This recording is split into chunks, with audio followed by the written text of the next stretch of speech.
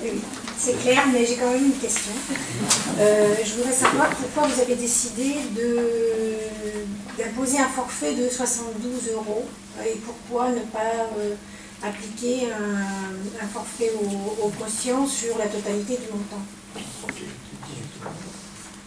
72 pour la totalité du séjour. Par exemple, non, c'est 18 3-4 jours, c'est 76 €.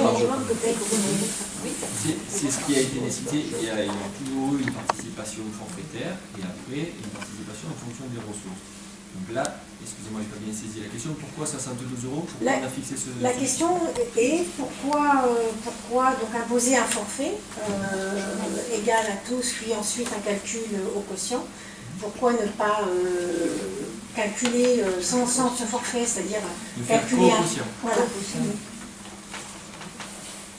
J'ai envie de vous répondre, mais pourquoi pas? Enfin, c'est...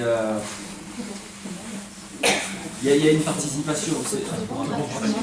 Il y a une participation qui a été choisie et c'est un fonctionnement qui était déjà comme ça avec une participation pour tout le monde. Et après, on tient quand même compte des revenus et du quotient familial, ce qui ne se fait pas partout, pour pallier un petit peu aux inégalités sociales. Mais le choix n'est pas non plus de ne faire que ça. Voilà, c'est un choix qui a été pris. Le pourquoi, ben, pourquoi pas. Qu'est-ce qui se passe s'il y a une famille qui ne peut pas payer tous les 72 €?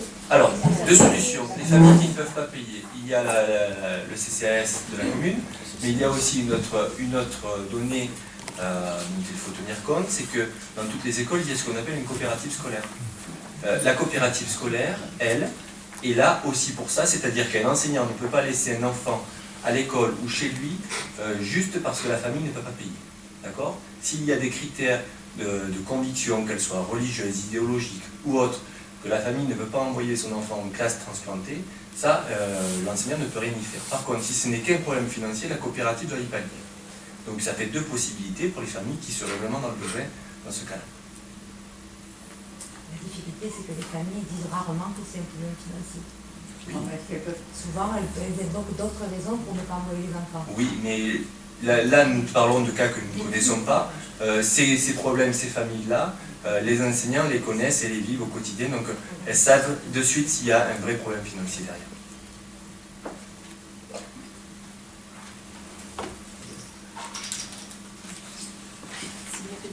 S'il n'y a plus de questions, nous pourrons passer au vote. Donc, qui est pour? Qui est contre? Qui s'abstient?